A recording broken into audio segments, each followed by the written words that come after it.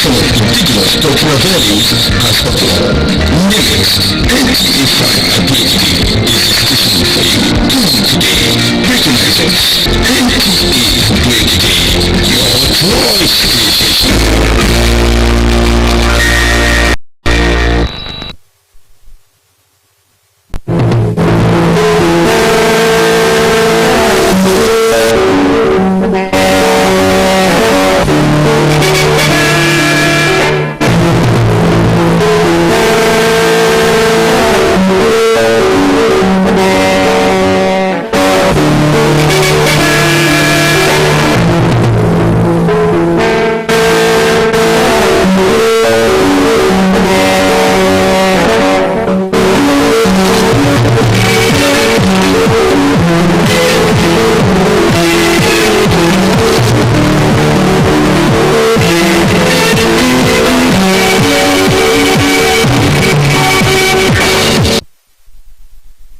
On the news tonight, Ekiti communities endorse President Tinubu and Governor Oyebanji for second term. Professors Without Borders commence training of staff and students of EXU. Plus, President Tinubu receives victorious Super Falcons in Abuja. Good evening and thank you for joining us. This is the Nigerian Television Authority, Nta Ado Ekiti News Tonight. I am Gloria Alabi. President Tinubu has conferred national honors of officers of the Order of Niger on the victorious Super Falcons of Nigeria for winning the Women's African Cup of Nations. The president conferred the honors on them when he received the Falcons at the Presidential Villa this Monday. He also awarded 3-bedroom apartments each and a cash award of $100,000 each to the 24 Super Falcon players. The Super Falcons captain Rashidat Ajibade and the vice captain Chiamaka Nnadozie presented the 10th Women's African Cup of Nations to President Tinubu and First Lady Senator Remi Tinubu at the State Banquet Hall. President Bola Tinubu and Governor Oyebanji have been publicly endorsed for a second term in office as President of Nigeria and Governor of Ekiti State at the statewide endorsement held in Ado Ekiti. The endorsement program, which took place at the Ekiti Kete Pavilion in Ado Ekiti, had in attendance former governors across party lines, all National Assembly members from Ekiti State, and APC leaders from the southwest states. Kende Durodola reports. It was a gathering of politicians from various parties in Ekiti State, various groups, associations, union members, among others, from across the 16 local government areas of the state, who converged to show their solidarity and support for the re-election bid of President Bola Tinubu and Governor Oyebanji for second term in office. Adoption of President Tinubu's endorsement was moved by the Senate leader, Okoyemi Bamidele, and seconded by Honorable Femi Bamishile, supported by all other National Assembly members, while that of Governor Oyebanji was moved by the Speaker, Ekiti State House of Assembly, Adil Aribasoye, and seconded by his deputy, Bolaji Olagbaju, with the support of all Ekiti State House of Assembly members, and the letters of endorsements were presented to the National Secretary of the APC.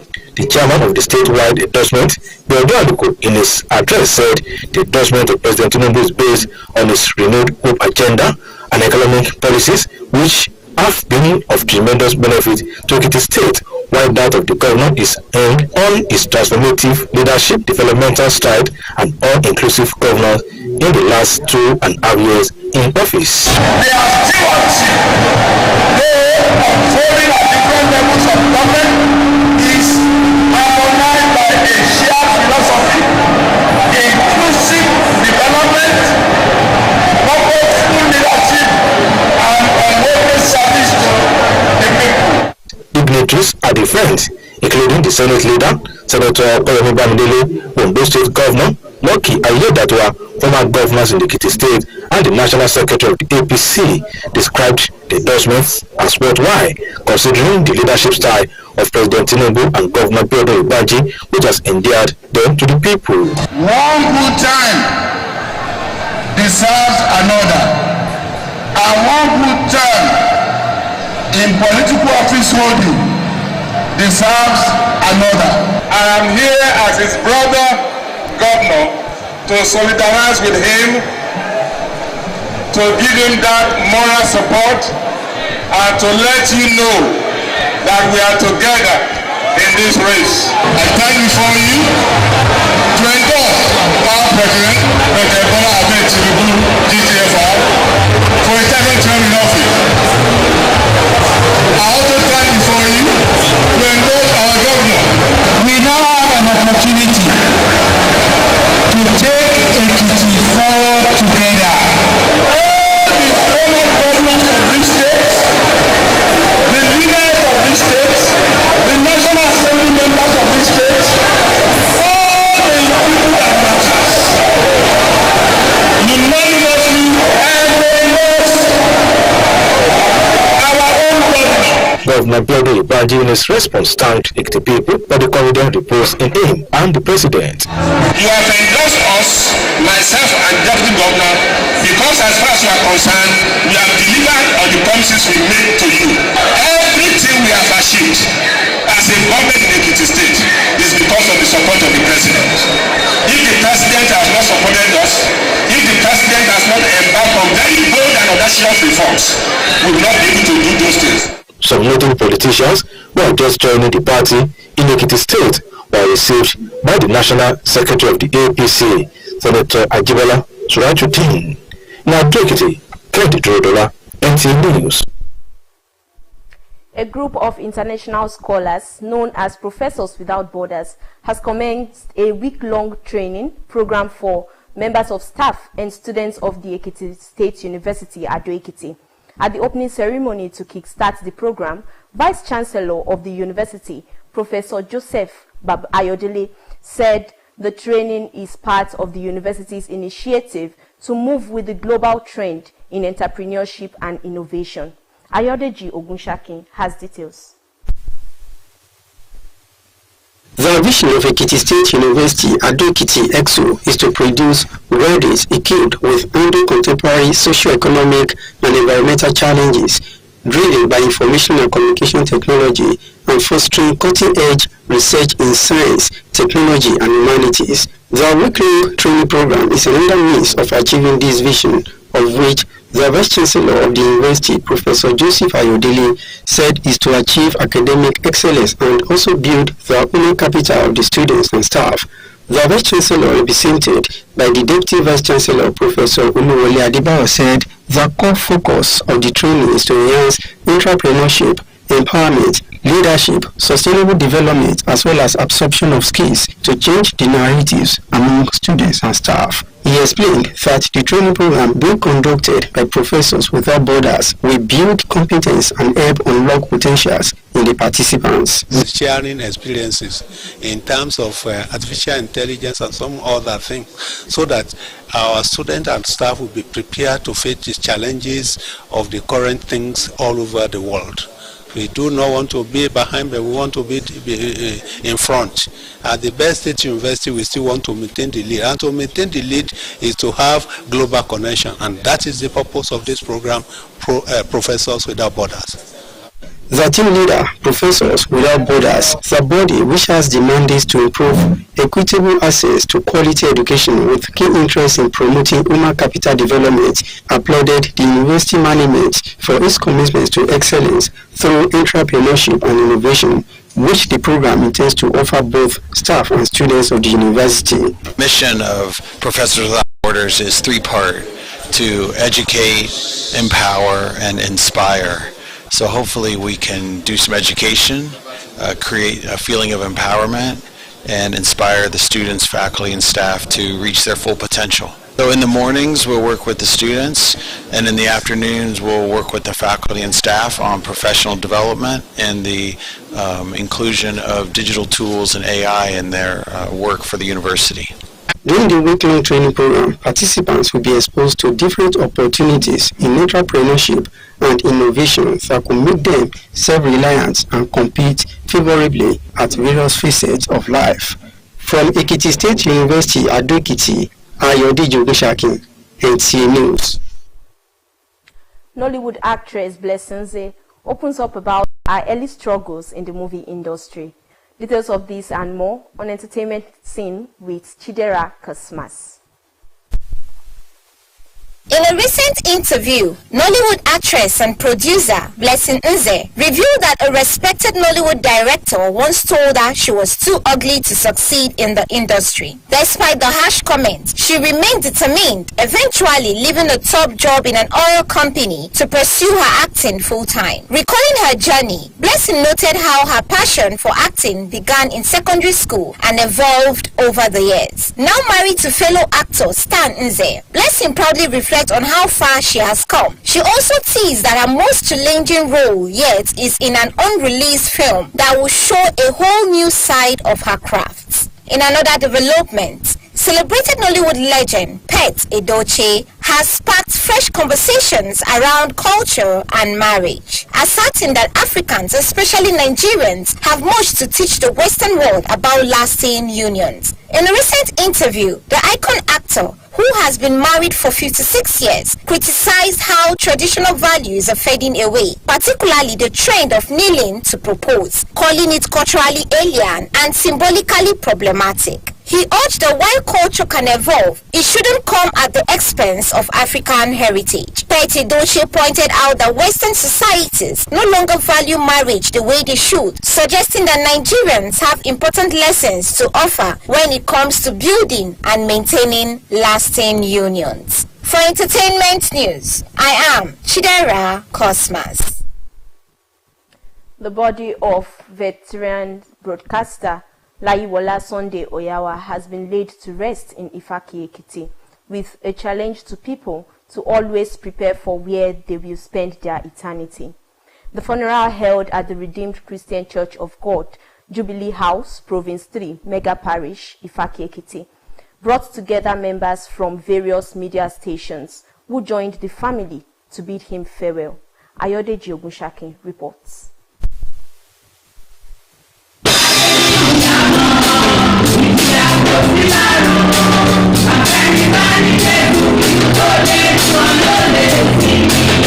The special rendition by the choir of the Redeemed Christian Church of God, Jubilee House, Province 3, Mega Parish, Nta Ado Ekiti, set the tune of the message of Pastor Jide Akinleye, who emphasized the need for people to prepare for eternity while on earth. Pastor Akinleye, who took his message from the book of Ephesians chapter 2 verse 25, said, "Mankind should see themselves as God's investment," adding that it is important for all and sundry to do what will make them impact the society, while urging the congregation to always do the will of God. The cleric described the life and times of late Layiwola Oyawa as impactful and legendary, saying he wrote his name on the sands of time and advised those he left behind to sustain his good legacies. Beloved, you are created for a purpose in life. So let me just share with you few things. For you to know that you are God's investment. When an investor invests,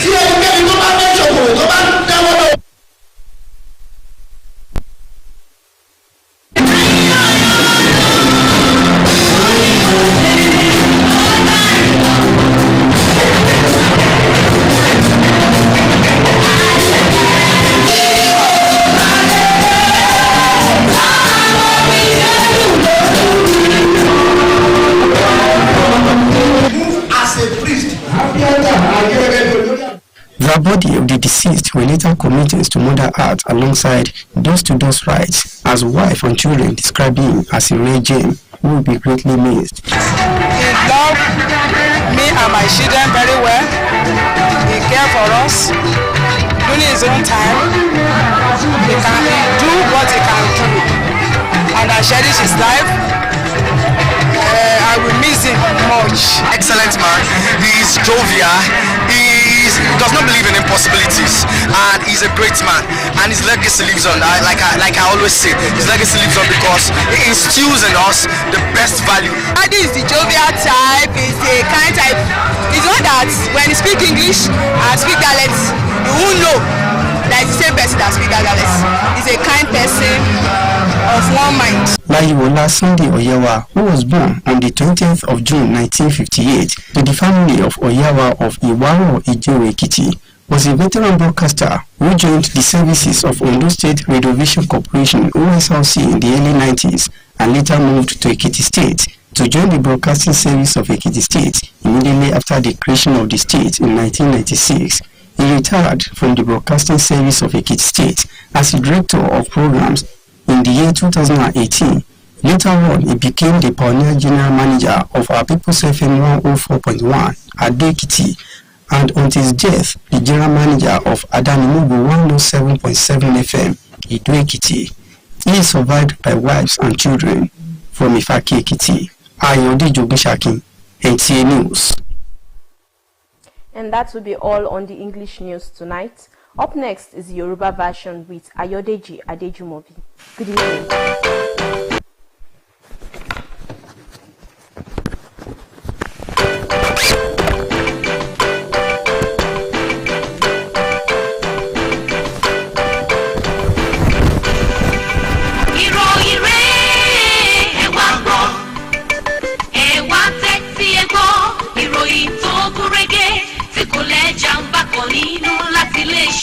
Nta Ado Ekiti wa ìròyìn ayọ̀ ní tiwa kò pẹ́ dé bẹ́ẹ̀ ni kì í lé búlábúlá kò jálé tí o ẹ̀mí ti búra kí ẹ gbọ́ ògidì ìròyìn bó bá ṣe rí la ó sọ ìròyìn rẹ̀. Nínú ìròyìn alẹ́ òní, àwọn èèyàn ìpínlẹ̀ Èkìtì buwọ́lu ìṣèjọba ààrẹ Tinubu àti ti gómìnà Oyèbánjí fún sáà kejì. Àjọ Professional Without Borders bẹ̀rẹ̀ ìdánilẹ́kọ̀ọ́ fáwọn òṣìṣẹ́ àti akẹ́kọ̀ọ́ fásitì ìpínlẹ̀ Èkìtì àti pé ààrẹ Tinubu gba àwọn agbábọ́ọ̀lù Super Falcons lálejò nílùú Àbújá. Ẹ̀ka lásìkò ṣàtàrọ̀ ẹ̀ka bọ̀ sí ìròyìn láti lè ṣe Nta Ado Ekiti Ayodeji Adejumobi lórúkọ tèmi. Ààrẹ Bọ́lá Tinubu ló ti fi àmì ẹ̀yẹ ìgbọ́lọ́lá fún gẹ́gẹ́ bí ọmọ orílẹ̀-èdè Nàìjíríà rere fún ikọ̀ Super Falcons Nàìjíríà bí wọ́n ṣe jáwé ìdíje ife ẹ̀yẹ tàwọn obìnrin nílẹ̀ adúláwọ̀. Ààrẹ ló fún ọlámì ẹ̀yẹ yìí lásìkò tó ń gbàlejò ikọ̀ Super Falcons ọ̀hún nílé ìgbé ààrẹ lọ́jọ́ Ajé. Bẹ́ẹ̀ sì ló fún wọn ní ilé ibùgbé oníyàrá mẹ́ta àti $1,100 fún ẹnìkọ̀ọ̀kan wọn fún ìjáwé olúborí wọn. Balógun ikọ̀ Super Falcons ọ̀hún Rasheedat Ajibade àti igbákejì rẹ̀ Chiamaka Nnadozie ló gbé ife ẹ̀yẹ àwọn obìnrin ilẹ̀ adúláwọ̀ náà tó jẹ́ ìgbà kẹwàá tí orílẹ̀-èdè Nàìjíríà yóò gbà fún ààrẹ Tinubu àti ìyàwó rẹ̀ Rẹ̀mí Tinubu nílé ìgbé ààrẹ nílùú Àbújá. Wọ́n ti buwọ́ lu ààrẹ Bọ́lá Tinubu àti Bíọ́dún Ìbánjí ní gbangba láti lọ fún sáà kejì lọ́fíìsì gẹ́gẹ́ bí ààrẹ orílẹ̀-èdè Nàìjíríà àti gómìnà ìpínlẹ̀ Èkìtì, léyìí tí ìbuwọ́lù náà wáyé nílùú Àdó Èkìtì. Ìbuwọ́lù ọ̀hún ló wáyé ní pavilion Èkìtì Kété nílùú Àdó Èkìtì níbi táwọn gómìnà tẹ́lẹ̀ rí káàkiri ẹgbẹ́ òṣèlú àti àwọn ọmọ ilé-ìgbìmọ̀ aṣòfin àpapọ̀ láti ìpínlẹ̀ Èkìtì àti àwọn aṣojú ẹgbẹ́ òṣèlú APC ní gúúsù ìwọ̀ oòrùn ilẹ̀ yìí péjú sí. Kẹ́hìndé tó wà níbẹ̀ ẹ̀dẹ́ tí àtúpalẹ̀ ohun tó ń bọ̀. Àkójọpọ̀ àwọn olóṣèlú láti inú ẹgbẹ́ òṣèlú tó ń bẹ nípìnlẹ̀ yìí, ẹgbẹ́jẹgbẹ́ àti ọlọ́pàá ìjọba tó fi àwọn tọ́rọ̀ kàngbọ̀ngbọ̀n náà kó àwọn jọpọ̀ láti ìjọba ìbílẹ̀ mẹ́rìndínlógún tó ń bẹ nípìnlẹ̀ yìí láti ṣe àtìlẹ́yìn fún àtúnyẹ̀sípò ààrẹ Bọ́lá Tinubu àti gómìnà Bíọ́dún Oyèbánjí lẹ́ẹ̀kejì. Olórí ilé ìgbìmọ̀ aṣòfin àpapọ̀ Ọpẹ́yẹmí Bámidélé ni ó dábàá kí wọ́n tún ààrẹ Tinubu yàn sípò lẹ́ẹ̀kejì nígbà tí ọ̀nàrẹ́bù Fẹ́mi Bámiṣílẹ̀ kejì rẹ̀ pẹ̀lú àtìlẹ́yìn àwọn ọmọ ilé ìgbìmọ̀ aṣòfin àgbà Àbújá. Agbẹnusọ ilé ìgbìmọ̀ aṣòfin ìpínlẹ̀ Èkìtì Adéyàrí Basóyè ló dábàá kí wọ́n tún gómìnà Bíọ́dún Oyèbánjí yàn sípò nígbà tí igbákejì rẹ̀ Ọlájí Ọlágbájú kejì rẹ̀ pẹ̀lú àtìlẹ́yìn gbogbo ọmọ ilé ìgbìmọ̀ aṣòfin tó ń bẹ nípìnlẹ̀ Èkìtì tí wọ́n sì kó lẹ́tà àwọn la fẹ́ kí wọ́n tún dìbò yàn lẹ́ẹ̀kejì fún akọ̀wé àpapọ̀ ẹgbẹ́ alága ìgbìmọ̀ tó wà fún ètò ìfọwọ́sí ààrẹ àti gómìnà ìpínlẹ̀ Èkìtì lẹ́ẹ̀kejì Bíọ́dún Àlùkò nínú ọ̀rọ̀ rẹ̀ ló ní wọ́n pinnu àti ní kí ààrẹ Tinubu ó túnbọ̀ padà sípò látàrí àgbékalẹ̀ ètò ìsọdọ̀tun rẹ̀ léyìí tí ó ti mú kí ọ̀rọ̀ okòwò kí ó di èyí tó ń jẹ́ àǹfààní tí gbogbo ìpínlẹ̀ tí wọ́n sì ní ìyànsípò gómìnà bí ọdún lẹ́ẹ̀kejì wọ́n dá lórí ọ̀nà ìgbàsíjọba rẹ̀ léyìí tó ti mú kí ìdàgbàsókè wà lẹ́ka gbogbo láàrin ọdún méjì àbọ̀ tó ti lò nípò àwọn èèkàn tó fi mọ́ olórí ilé ìgbìmọ̀ aṣòfin àpapọ̀ sẹ́nẹ́tọ̀ Ọpẹ́yẹmí Bámidélé gómìnà ìpínlẹ̀ Ondo Lẹ́kì Ayédàtiwa àwọn gómìnà tẹ́lẹ̀ rí ní ìpínlẹ̀ Èkìtì àti akọ̀wé àpapọ̀ ẹgbẹ́ òṣèlú APC lójú ìfọwọ́sí àtúnyẹ̀sípò náà gẹ́gẹ́ bí èyí tó tọ́ tí ó sì yẹ látàrí ọ̀nà ìgbàṣẹ àkóso ti ààrẹ Bọ́lá Tinubu àti gómìnà Bíọ́dún Ìbánjí léyìí tó ti mú kí gbogbo ènìyàn onífẹ̀ẹ́ sí wọn. gómìnà Bíọ́dún Ìbánjí nínú ọ̀rọ̀ rẹ̀ dúpẹ́ lọ́wọ́ àwọn èèyàn ìpínlẹ̀ Èkìtì fún ìgbẹ́kẹ̀lé tí wọ́n ní nínú rẹ̀ àti ààrẹ lára àwọn èèkàn olóṣèlú nípínlẹ̀ Èkìtì tí ó ṣe ń darapọ̀ mọ́ ẹgbẹ́ òṣèlú ọ̀hún ni akọ̀wé àpapọ̀ ẹgbẹ́ náà Ajíbọ́lá Sùràjúdìn gbàwọlé lórúkọ ẹgbẹ́ lápapọ̀. Kẹ́hìndé Dúródọlá ló ṣàtúpalẹ̀ ọ̀rọ̀ yìí. lágbo òṣèré àti amúlùdùn òṣèrébìnrin Blessing Nze kéde àwọn ìpèníjà tó kojú níbẹ̀rẹ̀ pẹ̀pẹ̀ iṣẹ́ tó yàn láàyò. Chidera Cosmas ló ṣàkójọpọ̀ rẹ̀ ẹ̀tẹ́sìn tó ń bọ̀ lẹ́nu Táíwò Adéníyì. nínú ìfọ̀rọ̀wánilẹ́nuwò láìpẹ́ yìí òṣèrébìnrin ọmọ orílẹ̀-èdè yìí Blessing Nze ṣe àfihàn rẹ̀ pé ògbóǹtagì adarí eré orílẹ̀-èdè yìí ti sọ fún òun pé òun búrẹ́wà jù láti ṣe oríire nínú eré orí ìtàgé lọ. bí ọ̀rọ̀ náà ṣe le tó ó kọjú mọ́ ohun tí ó fẹ́ ṣe pẹ̀lú ìpinnu èyí tó mú tí ó fi padà fi iṣẹ́ sílẹ̀ ní ilé-iṣẹ́ afẹ́epo láti kọjú mọ́ eré orí ìtàgé rẹ̀. nígbà tí ó ń ṣe ìrántí ìrìnàjò rẹ̀ Blessing sọ di mímọ̀ bí ìfẹ́ òun sí eré orí ìtàgé ṣe bẹ̀rẹ̀ nígbà tí ó wà ní ilé ẹ̀kọ́ girama tí ó fi di ńlá. ẹni tí ó ti ṣe ìgbéyàwó pẹ̀lú akọ ẹgbẹ́ rẹ̀ nínú eré orí ìtàgé Stan Eze. Blessing fi tayọ̀tayọ̀ ṣàfihàn ibi tí ó ti bẹ̀rẹ̀ títí dé ibi tí ó bá dé lónìí. ó sì mẹ́nu bà àkókò ìpèníjà tí ó ga jù ní ipa tí ó kó nínú eré orí ìtàgé kan tí wọn kò tí ì ṣàgbéjáde rẹ̀ eléyìí tí ó fi ìdàkejì wa rẹ̀ hàn. nínú ìròyìn amúlùdùn míì gbajúgbajà òṣèré ní Betty Edoche ó ti ṣàfihàn ìjíròrò mìíràn láàrin àṣà àti ìgbéyàwó pẹ̀lú ìdánilójú pé àwọn ilẹ̀ adúláwọ̀ pàápàá jùlọ ní orílẹ̀-èdè Nàìjíríà ní ohun tó pọ̀ jù láti kọ́ àwọn òyìnbó lórí ìgbéyàwó tó ń dalẹ̀. nínú ìfọ̀rọ̀wánilẹ́nuwò kan ògbóǹtagì òṣèré ọ̀hún ló ti ṣe ìgbéyàwó fún ọdún mẹ́rìndínlọ́gọ́ta ṣe ìpèníjà bí àṣà ṣe ń parẹ́ pàápàá jùlọ àṣà kíkúnlẹ̀ nígbà tí a bá fẹ́ kọrin sí olólùfẹ́. ó pè ní àṣà àwọn òyìnbó eléyìí tó ti di ìṣòro láwùjọ wa lónìí. ó ń jiyàn rẹ̀ pé bí àṣà yìí bẹ̀rẹ̀ pọnmi kò gbọdọ̀ jẹ́ nípa àwọn ohun tí àjogúnbá ní ilẹ̀ adúláwọ̀. Betty Edoche ṣe àfihàn rẹ̀ wípé àwọn òyìnbó kò mọyì ìgbéyàwó bó ti yẹ kó rí. ó wá gba àwọn ènìyàn ní ìmọ̀ràn pé orílẹ̀-èdè Nàìjíríà ní ẹ̀kọ́ pàtàkì láti kọ́ àwọn èèyàn nípa kíkọ́ àti ṣíṣe àmójútó ìgbéyàwó tí ó ń dalẹ̀. ní Nta Ado Ekiti Táyé Adéníyì ló ń jábọ̀ ròyìn. wọ́n ti gbé ara olóògbé gbajúgbajà sọ̀rọ̀ ní Ọ̀yáwá wọ káàlẹ̀ lọ nílùú abínibí rẹ̀ Ìfàkìkìtì níbi wọ́n ti gba àwọn ènìyàn nímọ̀ràn láti múra dé ibi tí wọ́n yóò ti lu ayé wọn. ètò ayẹyẹ ìsìnkú ọ̀hún ló wáyé ní ìjọ Redeemed Christian Church of God Jubilee House Province 3 Menda Parish Ìfàkìkìtì níbi táwọn ọmọ ẹgbẹ́ akọ̀ròyìn káàkiri ti darapọ̀ mọ́ mọ̀lẹ́bí rẹ̀ láti kí pé ó dìgbò ṣe. Ayọ̀dèjì Kòṣápá níbẹ̀ ẹ̀tẹ̀ tó ń mú ọ̀lẹ́nu Táyọ̀ Ṣọ́.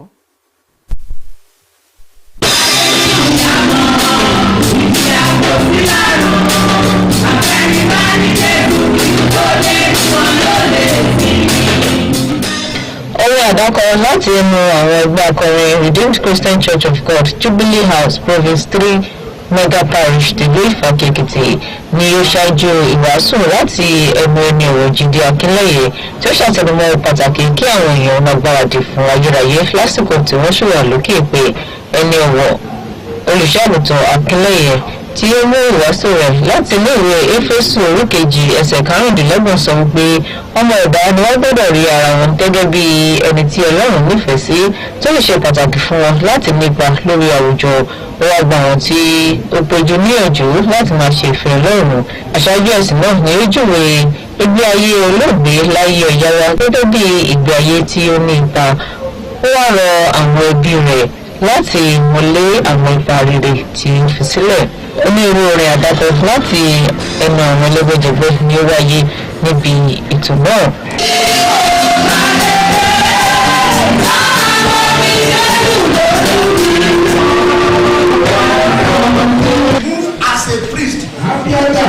Àwọn olóògbé ọ̀hún yóò wọ̀kàlẹ̀ sí mi níbi tí wọ́n ti fi orúfọ orú erùpẹ̀ fún erùpẹ̀ ìyàwó àti àwọn ọmọ rẹ̀ júwe rẹ̀ gẹ́gẹ́ bí ẹni tí wọ́n lè gbàgbé láéláé. Sáárù ẹ̀ àwùmísìn pẹ̀lú ìfẹ́ tó ní sí wa nínú ilé àyàfi tí ò bá sí ilé we be laughing àkànmọ́ aráàlú ni a máa sọ̀rọ̀ tá a máa fọ́nì sí gbogbo wa. kọ́ rí èèyàn ó dàgbà ní gbogbo ọ̀nà ó dẹ̀ jẹ́. tó kò ní jọ́ lọ fún ti tàṣà lónìí ẹ pàdé wa láago méje àṣẹ làbákọ̀tún rìn ní kásùn bẹ̀.